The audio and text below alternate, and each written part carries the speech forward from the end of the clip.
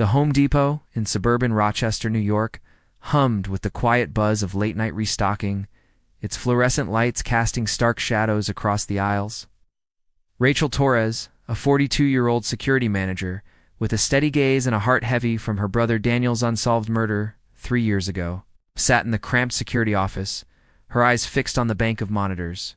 She'd taken the job to find purpose, to protect others where she'd failed Daniel, whose death in a back-alley stabbing haunted her sleepless nights. The store was her domain, its cameras her eyes. But tonight, something felt off, the air thick with an unspoken weight. Rachel sipped cold coffee, scanning the footage from the 11 p.m. to midnight shift. Aisles of lumber and paint cans stood empty, but camera 7, positioned near the back corner of hardware, flickered oddly. She rewound, her breath catching as the camera angled itself a glitch she thought were at a hidden corner behind shelves. There, a shadowy figure moved, wiping shelves with deliberate care, its form blurred but human. She froze the frame, recognizing the face from missing posters. Ethan Cole, customer who vanished in 2019 after shopping here. Her pulse quickened. Daniel's absence sharp in her chest. She knew what it meant to lose someone. She zoomed in, the figure's movements eerie, almost mechanical, leaving a small white card on the shelf before fading into static. Rachel rushed to the hardware aisle, her boots echoing in the empty store. Card was real, scrawled with the name Sam Whitaker, and the word theft. Sam, stocky cashier with a nervous laugh, had been caught stealing tools years ago, but kept his job after probation. Rachel's stomach twisted. The card wasn't a prank, its ink fresh, the accusation too specific. She called Sam, who was restocking nearby, and showed him the footage.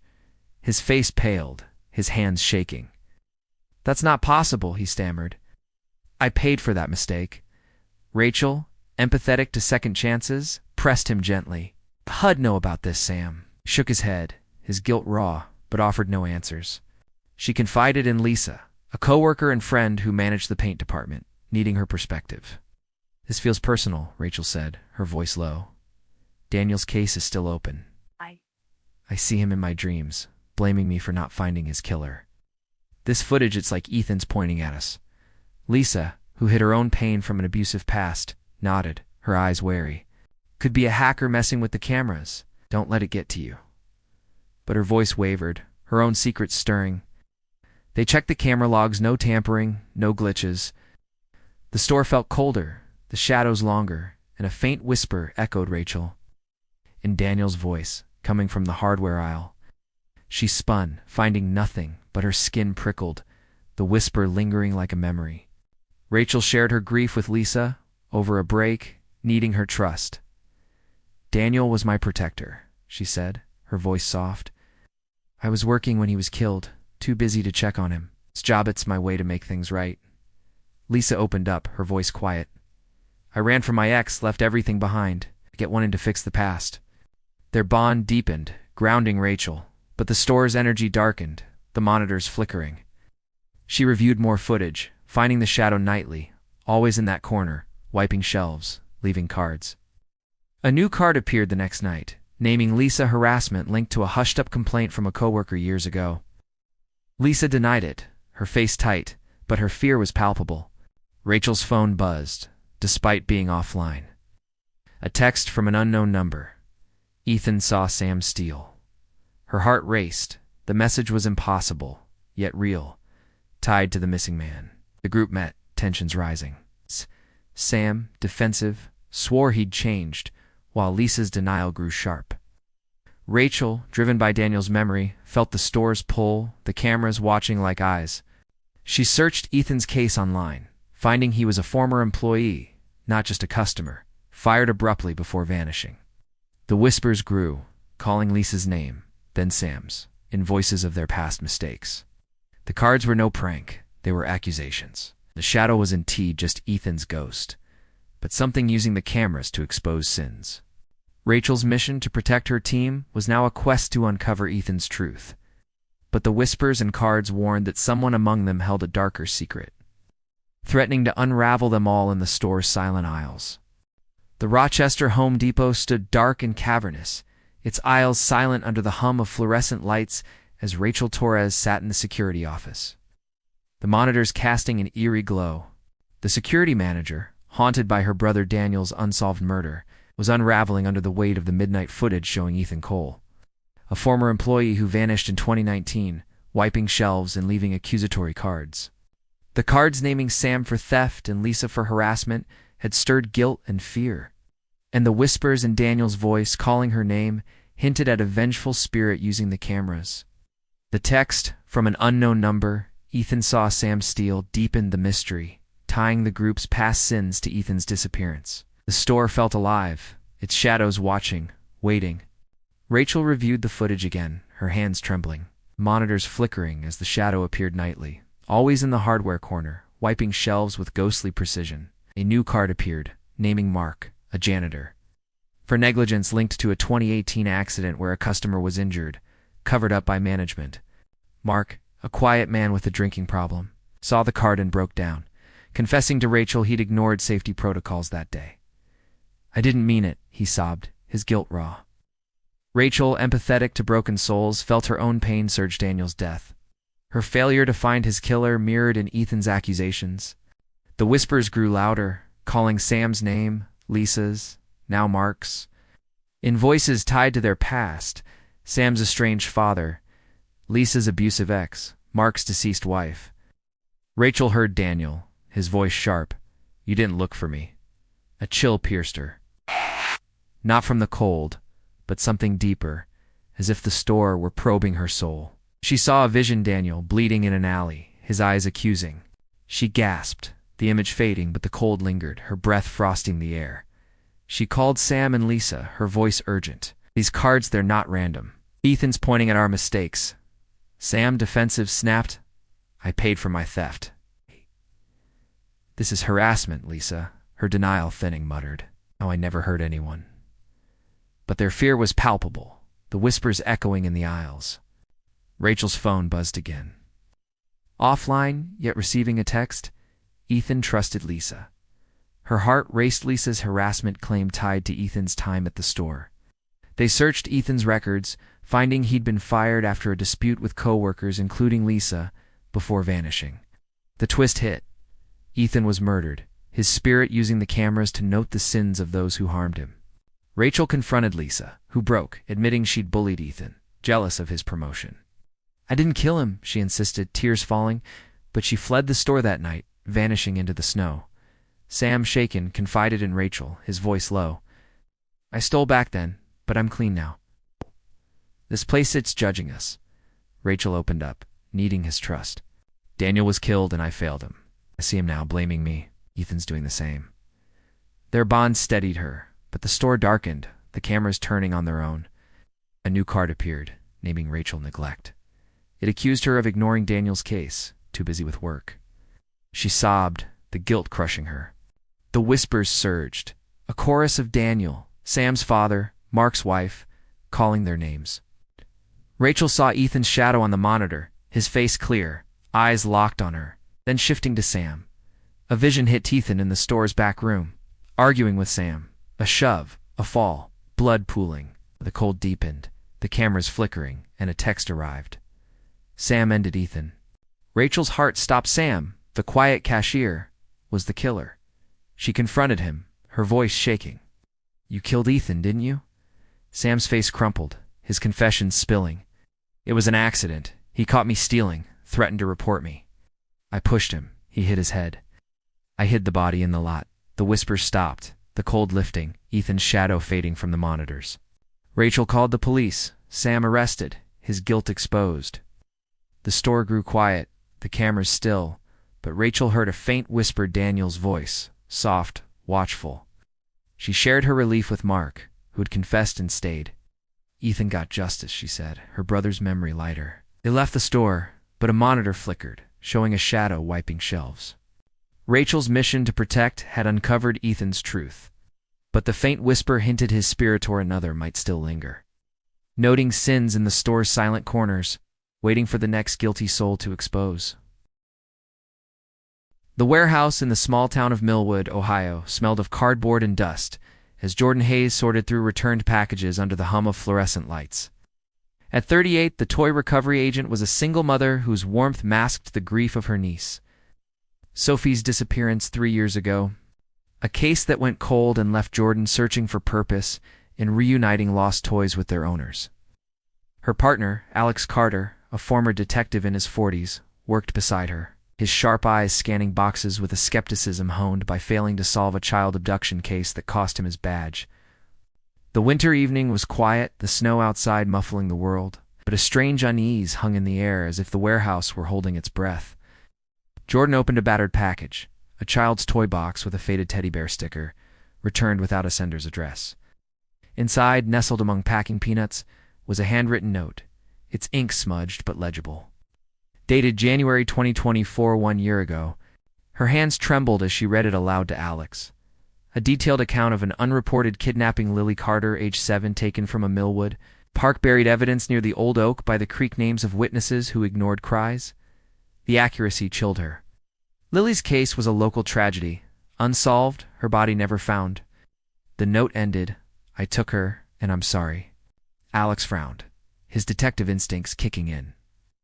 "This is a hoax," he said, but his voice wavered. The name Carter, no relation stirring his old failure. Jordan's heart raced, Sophie's absence raw. "It's too specific," she said, clutching the note. "The oak, the witnesses, it matches what the police suspected." Her drive to find Sophie's truth pushed her to investigate Alex's doubt. They searched the box, finding a child's bracelet engraved with Lily. Jordan's breath caught. Her niece's memory, sharp, she'd worn a similar bracelet. "We need to check this out," she said, her voice firm. Alex hesitated, his past weighing heavy. "Could be a prank, Jordan. Don't get your hopes up," but he agreed to help, their partnership a balance of her empathy and his caution. They called the police, but the snowstorm delayed any response, leaving them alone with the package. The warehouse felt colder, the shadows deeper, and a faint whisper came from the box. "Jordan." "Out," in a child's voice, soft but clear, like Sophie's. She froze, her pulse racing, but Alex heard nothing. Checking the box and finding it still. "Just your imagination," he said, but his eyes darted to the shadows. Jordan confided in Alex over coffee, needing his trust. "Ah!" "Sophie vanished at a fair," she said, her voice breaking. "I was supposed to watch her, but I turned away for a minute. This note, it's like she's guiding me to help Lily." Alex opened up, his skepticism softening. "I botched a kid's case years ago, never forgave myself. I don't trust this, but I'll back you." Their shared losses bonded them, grounding Jordan, but the warehouse's energy darkened, the lights flickering. They examined the note again, finding a tiny Geronia stick figure under an oak tree, eerily like Sophie's sketches. The whisper came again, "Alex." This time, in a child's voice he recognized from his old case. He paled, his skepticism cracking. "That's not possible," he muttered, checking the box, but the whisper stopped. Jordan's Ford. Jordan's Ford. Spite no signal.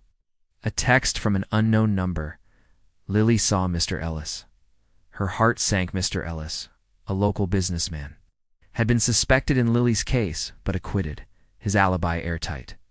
They researched Lily's case online, finding Ellis was a frequent toy donor, his name tied to the park where Lily vanished. The whispers grew, calling their names, Jordan's and Sophie's voice, Alex's and his lost case's child. The box seemed to pulse, the bracelet warm in Jordan's hand. They planned to visit the oak tree once the storm cleared, but the warehouse felt alive, the shadows shifting. Jordan's mission to reunite toys was now a quest to uncover Lily's truth. But the whispers and text hinted at a spirit guiding them. Suspicion fell on Ellis, but the note's apology felt personal, as if the sender were watching, waiting for their reaction. The warehouse's silence was oppressive, and Jordan worried the toy wasn't just a clue, but a portal, pulling them toward a truth that might cost them more than closure. The Millwood warehouse stood silent under the weight of the ongoing snowstorm, its dim lights flickering as Jordan Hayes and Alex Carter sat among scattered packages, the toy box with Lily Carter's bracelet and chilling note at their feet. Jordan, the compassionate toy recovery agent, was driven by the loss of her niece Sophie to uncover the truth behind the note's detailed account of Lily's unreported kidnapping. Alex, the skeptical ex-detective haunted by a failed child abduction case, felt his doubt crumbling under the whispers from the box Lily's voice, Sophie's, and his own past, victim calling their names. The text from an unknown number, Lily saw Mr. Ellis, pointed to a once-acquitted suspect. But the note's apologetic tone and the box's eerie presence suggested a deeper, supernatural force at work. Jordan clutched the bracelet, its engraved Lily warm against her skin, as the whispers grew louder. "Jordan, help me," in Sophie's voice, sharp and pleading. A chill pierced her, not from the storm, but something alive, probing her guilt for failing Sophie. She saw a vision Sophie at the fair, vanishing into a crowd, her eyes accusing. Jordan gasped, the image fading, but the cold lingered, her breath frosting the air. Alex, pale, checked the box again, hearing his old case's child whisper, "You didn't find me." His skepticism shattered, his hands shaking. "This isn't a prank," he muttered, his past failure raw. They followed the note's clue, braving the storm to reach the old oak by the creek, its branches heavy with snow. Digging beneath, they found a buried shoebox containing a child's drawing of a park and a bloody scarf Lily-s, matching police records. The discovery reopened the case, the police promising to investigate once the roads cleared. Back at the warehouse, the whispers intensified.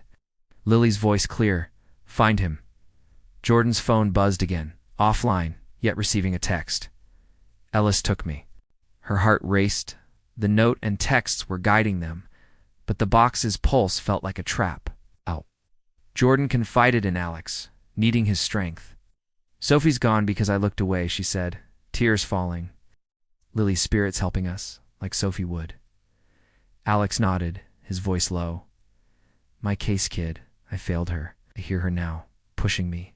We can't stop." Their bond deepened, but the warehouse darkened, the toy box trembling. A vision hit Lily in the park, grabbed by a shadowed man, her scream cut short. The whisper hissed, "He's here," and Jordan's eyes fell on the box, its sticker glowing faintly. They researched Ellis, finding he'd donated toys regularly, his alibi in Lily's case backed by coworkers. But the whispers grew personal. Sophie's voice to Jordan, "You didn't save me." Alex saw his lost child accusing him. Act. The box rattled, and a new note appeared inside, naming Ellis as the ringleader of a kidnapping ring. The twist struck. Ellis was the sender, using the donation to provoke a reaction, testing if they'd uncover his guilt. Jordan's heart pounded. The note wasn't just a clue, but a taunt, the box a portal for his confession. Instead of calling the police, the spirit acted.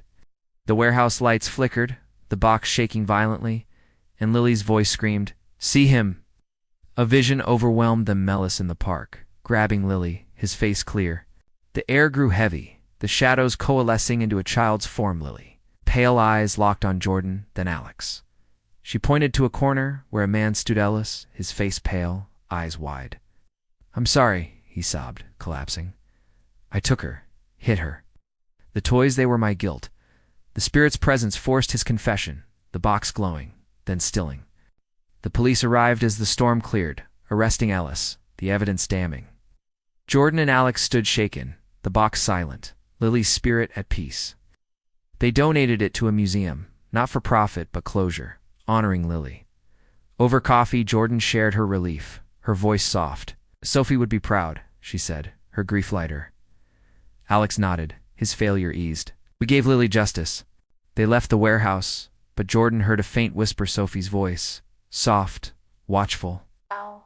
The lights flickered, the boxes stickered dim but alive in her memory. Their mission to recover toys had uncovered Lily's truth. But the whisper hinted the spirit or another might linger in the warehouse's shadows, waiting for another lost child to call through a toy, pulling someone new into its haunting truth. The drill was back on the peg where Eli had seen it stolen 2 nights before, but the handle was smudged dark and the metal felt colder than it should. For a moment, he just stood in the muted light of the overnight aisles, listening to the soft hum of refrigeration units and the distant thump of the automatic doors resetting after another delivery truck. Outside, the parking lot was a smear of sodium orange and drifting snow. Inside, the hardware store smelled like oil and lemon cleaner, and something older like attic dust. Eli had been stacking cordless drills for 3 months now, night shift inventory clerk with hands that never stopped. He folded labels, pushed pallets, texted his sister back about classes. 2 weeks ago, she'd sent a photo of tuition due, and he desent a thumbs-up emoji because that was what he could afford for now. Reassurance without specifics. Marta had seen the texts once and given him a look that meant keep going. He liked Marta in a steady, professional way. She talked less, managed more, and when she smiled, the floor somehow smelled less like dust. Jenna found the leaf blower. She was 22, new enough to still think life had narrative arcs. She liked conspiracy podcasts and kept a small notebook where she wrote down eerie coincidences. "Look at this," she said, holding the blower up under the strip light. Same peg, same model. It was taken Thursday. Mac laughed when Eli came with the drill. Mac was the sort that thought a missing tool was a missing tool and a returning tool was a cosmic joke. Probably some kid returned it after seeing his dad's face on the news, he said. But he checked the footage because that was his job, to check, to catalog, to close the loop. The footage had a grain to it that made every shadow look like a man. At 2:13 a.m., the aisle came alive in night vision, a tall blur moving between metal shelves. The camera stuttered. A second feed, thermal, showed the same path as a moving warm smear. The hand that set the blower down was gloved, but the glove had a stripe of fabric caught where the cord looped. When Mac zoomed the frame, that thread, a faded blue, snagged his eye like a thumbnail under a fingernail. By morning, they had a list. High-value tools, chainsaws, a rented cement mixer, stolen in the week. It's returned in the week. Each returned item was where it belonged, as if it had never been stolen, and each carried something else. A smear, a tag, a scrap. The smear on the handsaw was old and brown. The toolbox had a child's plastic clip jammed inside the latch. The cement mixer had flecks of hair tangled in the drum. Jenna spread the items on a pallet like an investigator arranging evidence. "They're not just returning things," she said. "They're leaving breadcrumbs." Eli, who had learned to keep his voice down, found himself listening to those breadcrumbs like breaths. On the scanner, he found a return drill with adhesive residue under its handle. He peeled it away and his stomach dropped. Under the sticky film, somebody had carved a shallow word into the plastic. Small, deliberate. It read Marta. Marta, who'd gone to the break room for coffee, returned and asked quietly what they were doing. Her face had the tightness of someone who'd slept badly for years. She grew smaller as they talked, and when Mac mentioned the name, she paled like a light being turned down. "You don't understand," she said to no one and everyone, fingers wrapped around a styrofoam cup. Her voice was not made for the fluorescent glare. "Years ago, there was a boy. He used to work here. He vanished. I told him not to let him.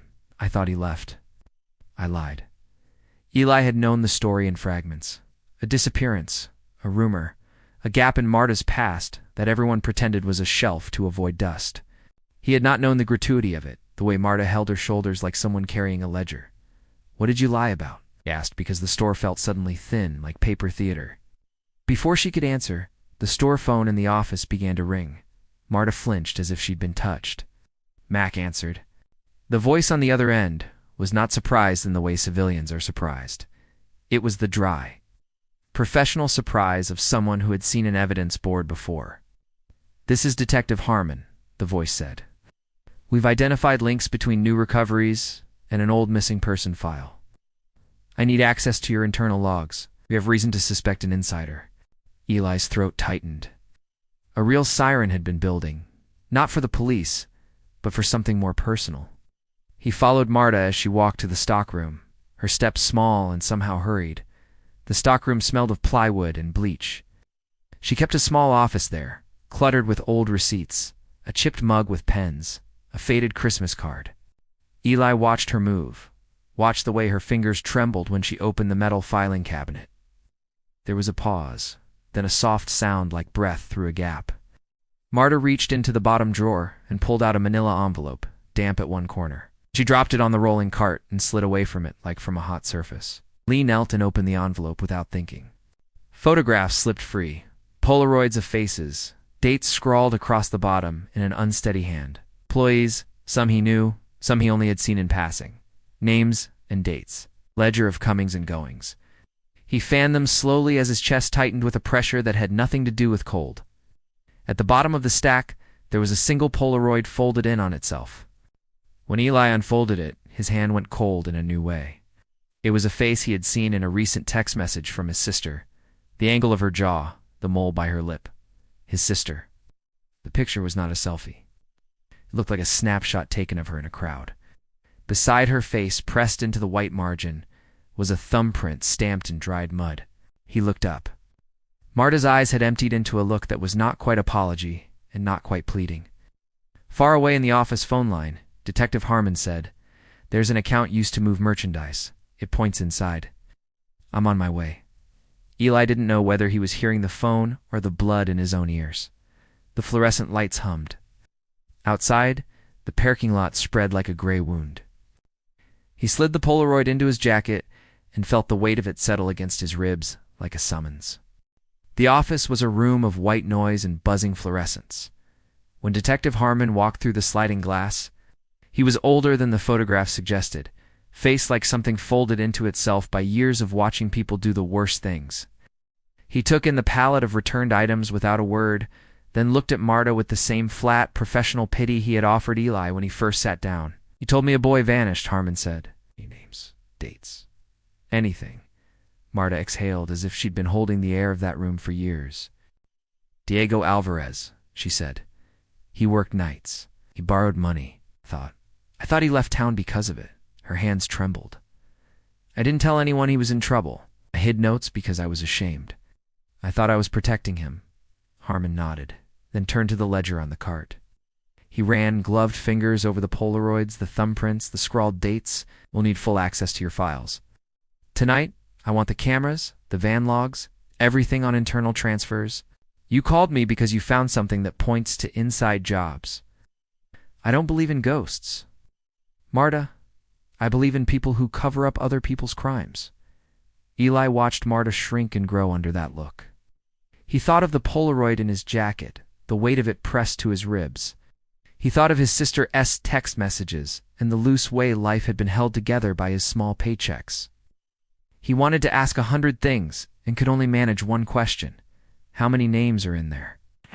Too many? They spent the afternoon cross-checking. Jenna, on the other side of the office, dug through GPS pings until the spreadsheet blurred. Mac, who joked at first, sat silent, chewing his lip until his jaw hurt. Harmon marked the anomalies with a red pen. Internal account transfers that shouldn't have happened. A pattern of vans leaving with loads that never reached a listed destination. Timestamps that matched the returns in the overnight footage. At 2:00 a.m., they drove to the condemned warehouse Harmon had circled.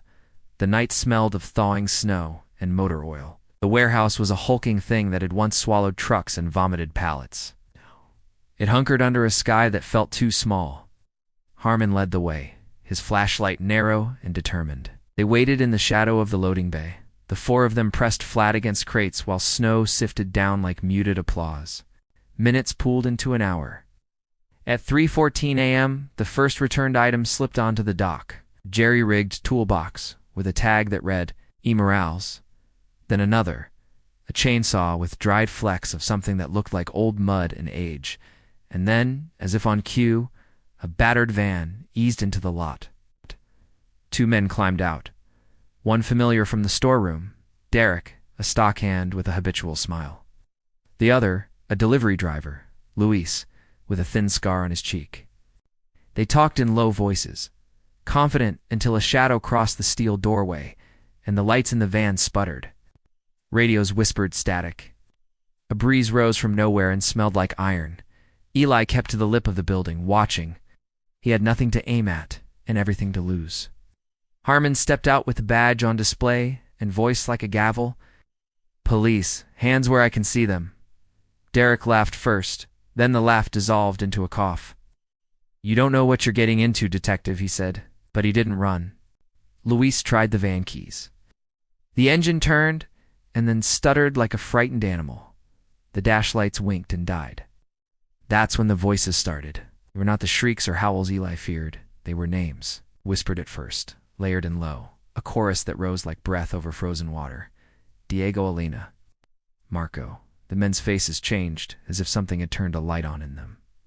Derek went pale. Luis, who had swaggered moments before, looked as if he'd had his limbs stolen from him. Max stumbled back, hand over his mouth. We didn't mean, he said, and the sentence fell apart. Derek was the first to break. He fell to his knees and began to talk like someone unspooling a rope. He said he had sold tools to men who came at odd hours. He said they'd paid cash and asked for silence. He said the trucks weren't always empty, and that sometimes the men brought back things that weren't for sale. He talked about a pit outside town where bodies had been bundled and buried in cold soil. Said names that matched the Polaroids. Luis tried to run. Act. For a ragged second, the world was a disorder of sliding feet and falling snow. He reached the van, hands on the wheel, and the engine stalled again. He pounded the dash and cursed, but his fingers left prints on metal that an invisible pressure seemed to flatten. He turned to run into the tree line and was swallowed by it. The snow closed over the path like a mouth. Eli remembers the exact quiet that followed. It's not triumph, not relief, but the kind of exhausted hush that comes after someone has been forced to stop pretending. Harmon made calls, his voice even, the police procedure tidy and surgical while the men in the lot unpeeled their shame. They found a shallow pit where Derek had said. It held boots, a child's hair clip, and bones of people the town had been told were simply gone. They weren't pretty to find. Crime scene tape made the place look smaller and more manageable than it felt. Marta watched the forensic techs work with an expression that was neither victory nor absolution. Eli's sister was not in the pit. When Harmon told him that one of the bodies matched a missing woman who'd been reported months before, Eli's breath hitched, but the news was not the reunion he'd imagined. A name can close a file and still leave a hole. In the days that followed, cameras captured small, inexplicable things. A wrench rolling back onto its hook by its own momentum. A smear of dark drying overnight on a drill's handle. A returned item showing up at Eli's house on his porch step with a folded note. Bring them back. The note had no handwriting on it, only a smear of mud and a pressed thumbprint. Eli took it to Harmon like a man bringing a relic to a priest. The detective held the paper and then folded it into his wallet, the lines on his face settling as if a jury had given him work. Marta was taken in for questioning. She cooperated and told the truth she had hidden. She had covered for a friend who owed men money. She had thought she could protect people by lying, and in lying she opened a corridor for someone worse. Harmon did not smile when he said the word complicity. Law was indifferent to the rust of human guilt. The store reopened weeks later with a ribbon of caution tape and the kind of silence that comes when a place has been held too close to the bone. People came and bought heaters and paint and said the usual things about winter and schedules. Jenna uploaded the footage of the warehouse to a channel people watched for strange things. It went viral, not because it proved ghosts, but because it showed how the living can hide in plain sight. Eli went back to his shifts, hands finding the familiar ache of labor. His sister stayed with a distant cousin for a time. Their reunion, when it came, was careful. A conversation stitched with therapy appointments and slow nights. It did not undo what had been done, but it made a space for breathing. 3 weeks after the arrests, Eli walked to his pickup in the dim lot, keys in hand. He slept badly that night but rose on time. There was work to be done. When he opened the driver door, something dark clinked off the metal floor. He reached down and found a screwdriver he had lent a friend years ago, the metal warmed by the small heat of being carried. A smear of dried mud darkened the tip. Tucked against the cushion was a scrap of fabric he didn't recognize, color and weave foreign to anyone he knew. He set the screwdriver on the seat and felt, with a clarity that made his palms go slick, that the ledger of wrongs had not yet closed. The streets hummed with a normal winter's morning. Off in the distance, someone started a snowplow. Eli touched the scrap, and for a breath, a voice that might have been the wind said, "Bring them back." He started the engine and drove forward. Knowing some things had been found, and some things remained to be returned,